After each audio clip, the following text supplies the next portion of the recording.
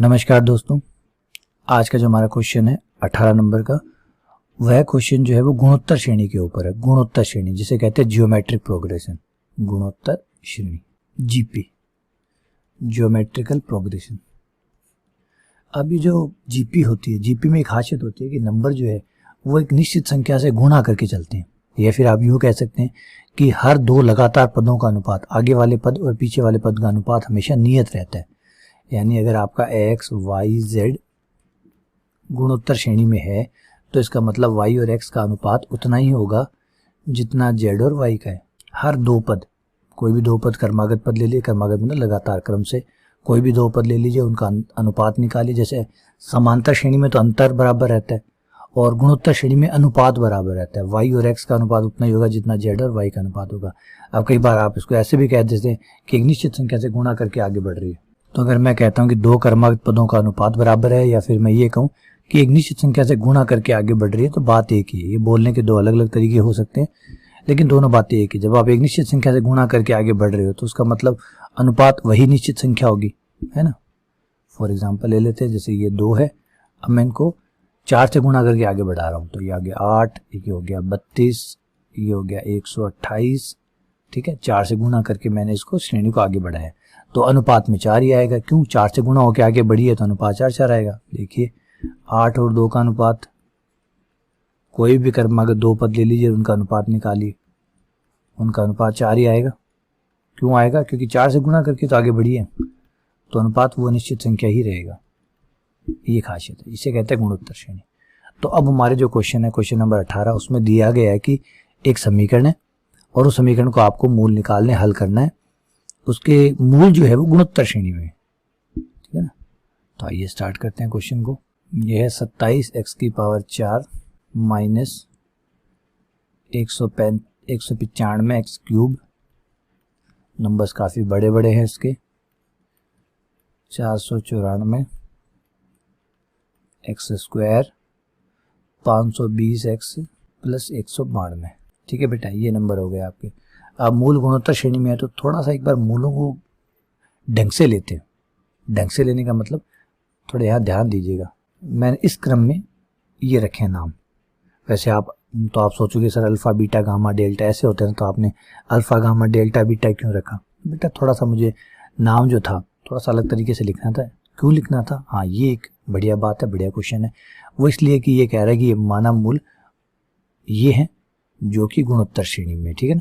देखिए अब ऐसे मानने से क्या फ़ायदा होगा, जो कि गुणोत्तर श्रेणी में है। अब मुझे पता है अगर ये गुणोत्तर श्रेणी में है तो इन दो का अनुपात गामा बटा अल्फा बराबर होगा इन दोनों का अनुपात। कोई भी दो ले सकता हूँ मैं, सबका बराबर होता है। ये 2 ले सकता हूँ, है ना, लेकिन मैंने फर्स्ट और लास्ट वाले 2 ले लिए, इनका अनुपात बराबर। अब से फ़ायदा क्या हुआ बेटा? फ़ायदा ये हुआ कि अब इनकी क्रॉस गुणा करिए। क्रॉस गुणा करते ही आपको मिलेगा अल्फा गुणा बीटा बराबर गामा गुणा डेल्टा। देखिए, और ये चीज़ जो है, ये चीज़ मेरी पहचानी हुई है, जानी हुई है, और इस टाइप के मैंने 4 सवाल किए हुए हैं जब अल्फा बीटा बराबर गामा डेल्टा होता है पीछे वाले क्वेश्चनों में। तो ये बड़ा फ़ायदा हो गया, देखिए। इसलिए अब अगर आप मैंने अल्फा बीटा लिया होता तो यहाँ आता बीटा बटा अल्फा, यहाँ आता डेल्टा बटा गामा, फिर गुणा करता तो थोड़ा आता तो सही, थोड़ा अजीब सा आता हो, है ना। और ये चीज़ जो है ना, ये हमारी देखी हुई है, और कोई मुझे मना कर नहीं सकता कि सर आपने अल्फा यहाँ माना है, बीटा यहाँ माना है। तो कोई अल्फा बीटा की कोई जगह थोड़ी है कि ये अल्फा यहीं होगा और बीटा यहीं होगा और गामा यहीं होगा। मुझे लिखने में आसानी हो वो कर सकता हूँ मैं, है ना। अगर कोई मुझे कहे कि आपने एक्स क्यों नहीं माना, वाई क्यों माना, या कोई कहे जेड क्यों माना, या कोई कहे यू क्यों माना, क्या ये कोई क्वेश्चन है? कोई कह सकता है मुझे कि ये क्यों माना जा रहा है? तो बेटे इससे कोई फ़र्क नहीं पड़ता कि कौन सा मैं मानता हूँ और कौन सा मैं नहीं मानता हूँ। ये स्वतंत्र, ये मेरी छूट है। मानने की जो छूट है वो मुझे प्राप्त है, सबको प्राप्त है, सब यूज़ कर सकते हैं, जो मानना चाहे वो मान सकते हैं। तो मैंने इसलिए ये माना कि थोड़े से क्रॉस गुणा करेंगे तो ऐसे हो जाएगा। हाँ अच्छा, अगर कैसे अल्फा बीटा गामा डेल्टा अगर ऐसे मान लिया होता तो भी कोई दिक्कत नहीं होती। दिक्कत क्या होनी है? मानने से क्या थोड़ी फ़र्क पड़ता है। मेरा नाम अगर सुरेंद्र होता तब भी मैं आपको आज मैथ्स पढ़ा रहा होता, क्या फ़र्क पड़ता? समझ रहे हैं? अगर मेरा नाम चेंज होता है, मेरा नाम कुछ और होता तब भी कोई फ़र्क नहीं पड़ता। एग्जैक्टली मैं उन्हीं माता पिता का लड़का होता, ठीक है, वही मेरी स्कूलिंग होती, वही सब कुछ होता, बस वहाँ जहाँ नाम अमित लिखा हुआ है वहाँ सुरेंद्र लिखा हुआ होता, ठीक है। चलिए, तो अल्फ़ा बीटा गामा डेल्टा होता तो बस थोड़ा सा मुझे अजीब जरूर लगता है ना। अभी ये यहाँ अजीब होता, क्यों बीटा बटा अल्फ़ा आता, तब आप ऐसे लिखते बीटा बटा अल्फ़ा और डेल्टा बटा गामा। तब आप कहते हैं कि बीटा गामा की गुणा अल्फ़ा डेल्टा की गुणा के बराबर है। तो थोड़ा सा ये होता तो वैसे थोड़ा अजीब लगता, अब मैंने थोड़ा अजीब ना लगे इसलिए इस तरीके से लिख लिया। अब ये चीज़ें जो है ये मेरी देखी हुई सी है और इस टाइप के क्वेश्चन मैंने किए हुए भी है, इसलिए मुझे ज़्यादा परेशानी नहीं आने वाली, ठीक है ना। तो अगर आपको दिक्कत आ रही है तो अल्फ़ा बीटा गामा डेल्टा मान लीजिए, कोई प्रॉब्लम नहीं है बेटा, कोई भी प्रॉब्लम नहीं। और नहीं तो थोड़ा ऐसे लिख लीजिए, थोड़ा सा क्रिएटिव हो जाइए, क्रिएटिव होंगे तो ऐसे लिख सकते हैं आपसे, ठीक है। चलिए आगे बढ़ते हैं। हाँ, ये हमारे ए बी सी डी की जो मान है वो अलग करते हैं। ये ए का मान है, ये बी का मान है। अब बेटा हमारे लिए ये क्वेश्चन वैसा हो गया, दो मूलों का गुणनफल बराबर वाला या दो मूलों का अनुपात बराबर वाला, है ना। याद है ना वो क्वेश्चन, दो मूलों का अनुपात बराबर है या फिर दो मूलों का गुणनफल बराबर है या दो मूलों का गुणनफल दिया गया है। इस टाइप के क्वेश्चन हमने किए ना, उस टाइप के क्वेश्चन हमारे लिए ये हो गया है। तो सबसे पहले एक एक मूलों का योग, alpha plus beta plus gamma plus delta बराबर माइनस का बी बटा ए। बी कितना है इस क्वेश्चन के लिए, माइनस का 195 है, तो ये माइनस माइनस प्लस 195 बट्टा 27। नंबर भाई जबरदस्त है। दो मूलों का गुणनफल alpha beta alpha gamma alpha delta beta gamma beta delta और गामा डेल्टा बराबर में सी बटा ए।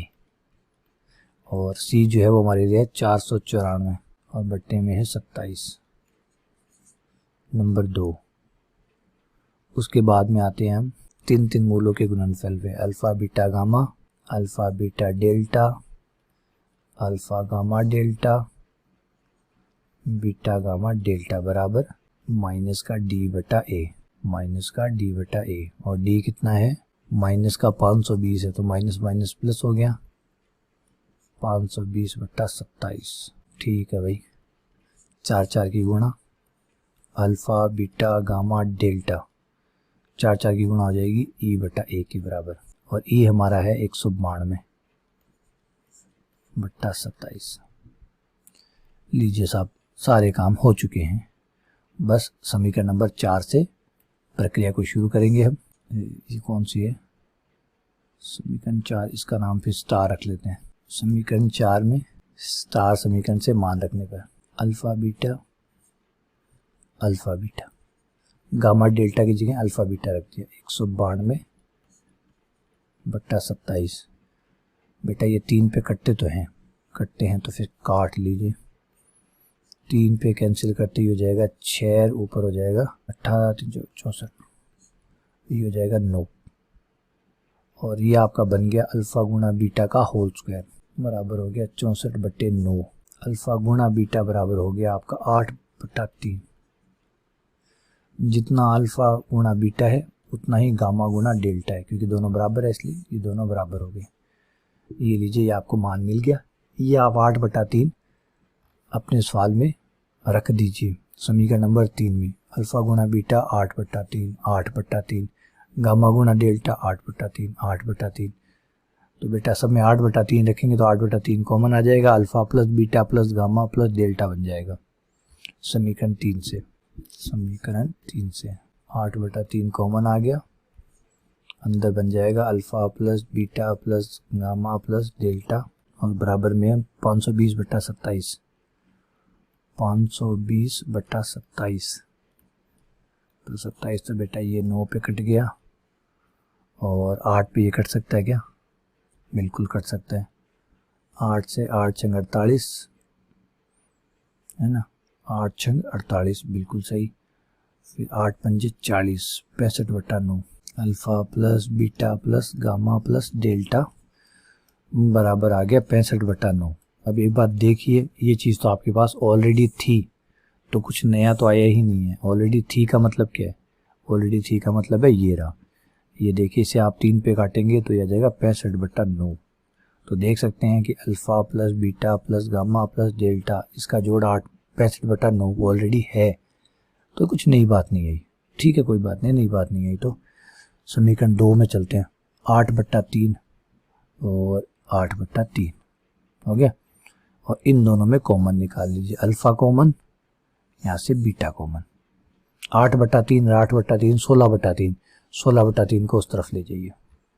अब समीकरण 2 की थोड़ी सी धुलाई करिए, थोड़ा सा चमकाएंगे तो आपको आंसर दिखने लगेगा। Alpha gamma plus delta beta gamma plus delta, और 8/3 उस तरफ ले गए। लेकिन उस तरफ पहले से कौन कौन है? 494/27। ये कटते नहीं है क्या? इतने बड़े बड़े नंबर कट तो नहीं रहा भाई, नहीं कट रहा। 2 पे तो ये वैसे नहीं कट सकते, 3 पे कटने की संभावना नहीं है, तो 494/27 ऐसे ही रहेगा, ये साबित ही रहेगा 494/27। लेकिन माइनस का आ गया 16/3 इस तरफ। क्यों आया? क्योंकि 8/3 और 8/3, ये देखिए ये था 8/3 अल्फ़ा गुणा बीटा, गामा गुणा डेल्टा ये 8/3, दोनों को जोड़ने पर 16/3, उस तरफ आकर माइनस का 16/3। ठीक है, लघुत्तम लेंगे तो ये आएगा 27, ये आ गया 494, ये 9, 16 गुणा 9, थोड़ा सा बड़ा गुणा करना है, 16 गुणा 9, 9 54, 5 9 144। एक बार और चेक कर लें क्या? ठीक है, सही गया।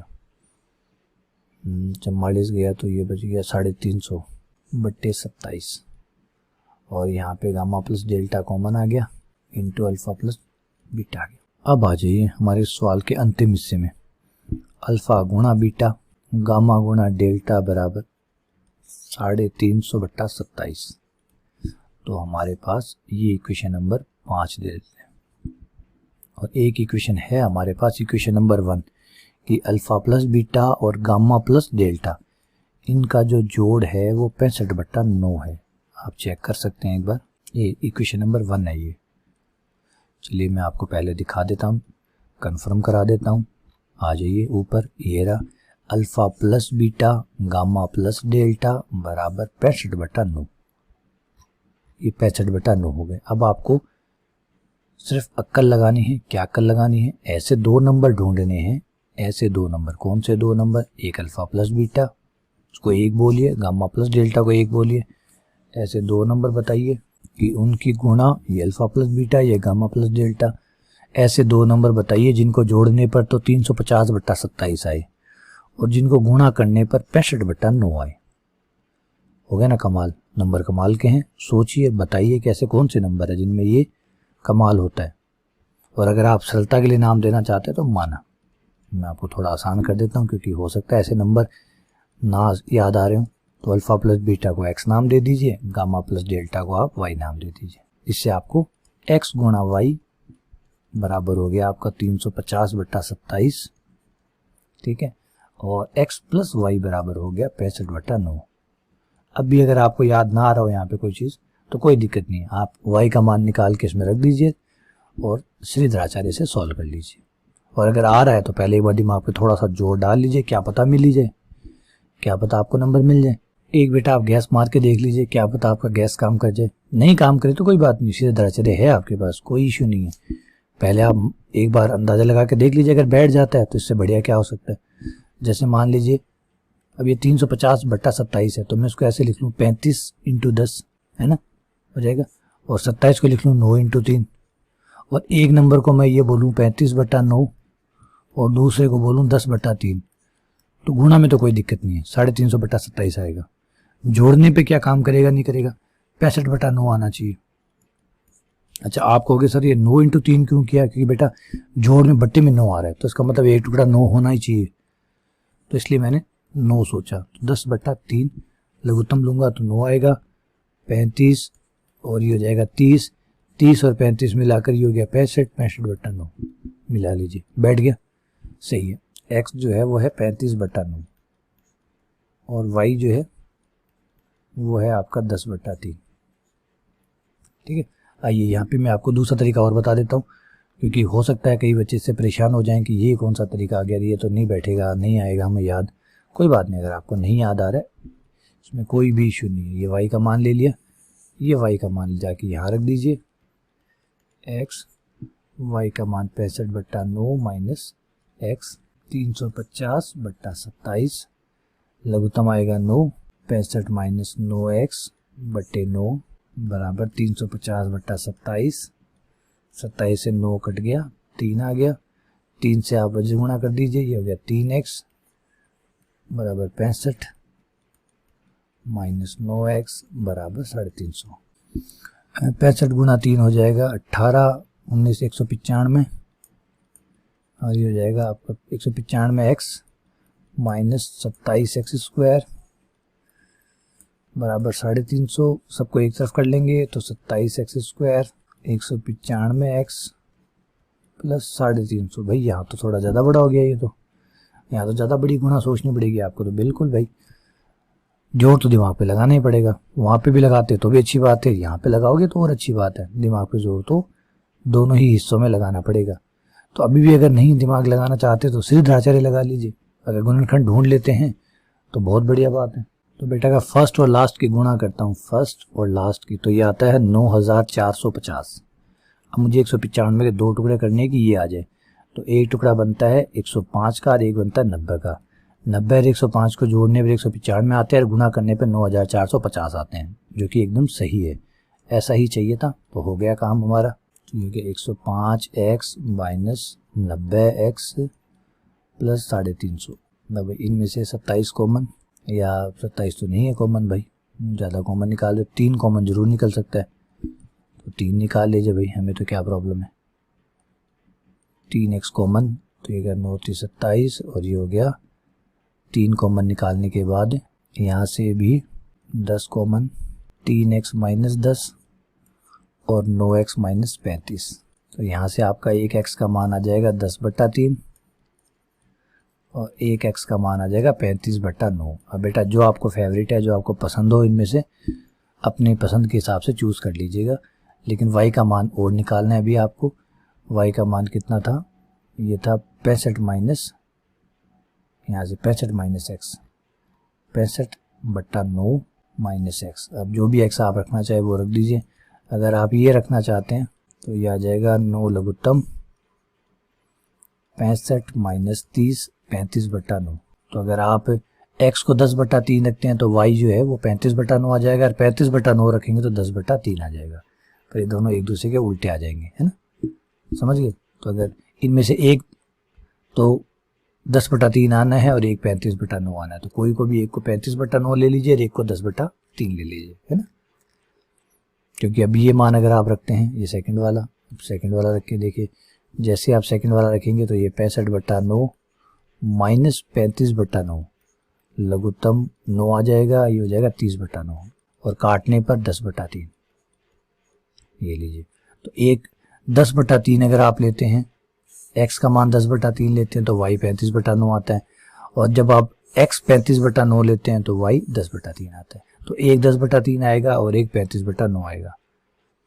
ठीक है, आगे बढ़ते हैं। इसमें x बराबर कोई भी एक ले लीजिए, 10/3 ले लिया, ठीक है। y 35/9 ले लीजिए, 35/9। अभी भी हमारा काम कहाँ खत्म हुआ है, अभी तो x का मतलब अल्फा प्लस बीटा है, अल्फा प्लस बीटा 10/3 है, 2 नंबर है, और गामा प्लस डेल्टा ये भी 2 नंबर है, जिनकी जोड़ जो है वो 35/9 है। हाँ, इनका गुणा भी पता है हमें, अल्फा गुणा बीटा हमें पता है कितना है, ऊपर चलिए, शायद मेरे ख्याल से हल्का हल्का याद है तो 8/3। ये देखिए, ये रहा 8/3, इनका गुणा है 8/3, गामा गुणा डेल्टा 8/3। बेटा बताइए नंबर, दोबारा से अपनी तर्क शक्ति का इस्तेमाल करिए और बताइए, ऐसे 2 नंबर जोड़ने पर 10/3 और गुणा करने पर 8/3। तो बेटा यहाँ पे मैं नंबर सोचूं तो थोड़ा सा दिमाग ज़्यादा लगाना पड़ेगा। ऐसे 2 नंबर जोड़ने पर 8, गुणा करने पर 8/3, जोड़ने पर 10/3, तो भाई ये तो बैठ जाएगा आराम से, आराम से क्या, बहुत ही आराम से। 2 गुणा 4/3, 2 गुणा 4/3 करते ही 4 दूनी 8, 8/3 हो गया। जोड़ते ही 2 लघुत्तम 2 3 लघुत्तम आएगा, 3 दूनी 6, 6 4 10, ये लीजिए बैठ गया। अल्फ़ा बराबर 2 4/3। और यहाँ पे भी ऐसे नंबर सोचिए। इस बार थोड़ा सा, क्योंकि 35/9 आ रहा है जोड़े, तो बट्टे में 9 आ रहा है, तो बट्टे में 9 आने के लिए हमें थोड़ा सा विज्ञान ज़्यादा लगाना पड़ेगा। ये हम लेते हैं 3 गुणा 8/9। 3 से 9 कट जाएगा, 3 8/3 आ जाएगा, जोड़ने पर 9 27, 27 और 8 35 बैठ गया। तो गामा 3 ले लीजिए और डेल्टा 8/9 ले लीजिए। ये लीजिए भाई, ये आपका काम हो गया। अच्छा बेटा, घबराना नहीं, यहाँ पे हार मत मानिएगा कि अगर ये नहीं आए तो कोई बात नहीं, फिर अपना ब्रह्मास्त्र निकालिए। ब्रह्मास्त्र क्या, बीटा बराबर 10/3 माइनस अल्फ़ा। ये बीटा निकाला और ले जाके यहाँ रख दिया, बस द्विघात समीकरण बन जाएगी, सॉल्व कर लीजिए। ऐसे यहाँ से भी ब्रह्मास्त्र निकाल लीजिए, गामा का मान निकाल लीजिए, 35/9 माइनस डेल्टा, ये गामा निकाला और इसको यहाँ रख दिया गामा, और द्विघात समीकरण बन गई। द्विघात समीकरण में सीधे द्राचार्य लगाइएगा और निकाल लीजिएगा। ऊपर वाले के साथ भी यही परेशानी थी। अगर आप सोच रहे हो कि भाई सर ये गुणनखंड में नहीं याद आए, तो कोई बात नहीं बेटा, नहीं याद आए तो ब्रह्मास्त्र है हमारे पास, श्री द्राचार्य लगाइए। द्विघात समीकरण ना, द्विघात समीकरण के लिए तो श्री द्राचार्य काम करता है। हाँ थोड़ा बड़ा है सो है, वो तो गुणनखंड करेंगे तब भी बड़ा होगा। जो श्री द्राचार्य का फॉर्मूला है, जो सूत्र है, उसका इस्तेमाल कीजिए और कमाल करिए, ठीक है ना। तो बेटा लंबे तो हैं नो डाउट, लेकिन विश्वास कीजिए, घबराने की जरूरत नहीं है। अगर ये बड़े हैं तो इसके नंबर भी बड़े आएंगे, बड़े नंबर के क्वेश्चन ही आएंगे, छोटे क्वेश्चन नहीं आते हैं। तो आपको पे ऑफ हो जाएगा, है ना। अगर आपको मान लीजिए कोई दिन पूरे दिन काम करना पड़े, उसका पेमेंट उसके हिसाब से मिले तो क्या दिक्कत है, उसके एवरेज में मिलना चाहिए ना, कम मिले तब दिक्कत आती है। तो अगर क्वेश्चन बड़ा आता है, बड़े से क्या प्रॉब्लम है, अगर बड़ा आता है, बड़े नंबर का आता है, तो कहाँ दिक्कत है। दिक्कत तो तब है ना जब बड़ा क्वेश्चन आता है, कम नंबर का आता है, दिक्कत तो इससे होगी ना। तो इससे तो दिक्कत नहीं होगी, अगर बड़ा क्वेश्चन आ रहा है, बड़े नंबर का आ रहा है, तो पे ऑफ हो गया आपका, ठीक है। चलिए बहुत बहुत धन्यवाद, शुक्रिया। उम्मीद करता हूँ ये प्रश्नावली आपको बहुत अच्छे से समझ में आई होगी। और फिर भी अगर इस प्रश्नावली में कोई डाउट रह गया, और सारे क्वेश्चन मैंने करवा दिए हैं 1 बाय 1, किसी भी क्वेश्चन को मैंने नहीं छोड़ा है, फिर भी अगर आपको कोई छोटी मोटी दिक्कत रही हो तो मुझसे ज़रूर कंसल्ट कीजिएगा, ठीक है। शुक्रिया, धन्यवाद।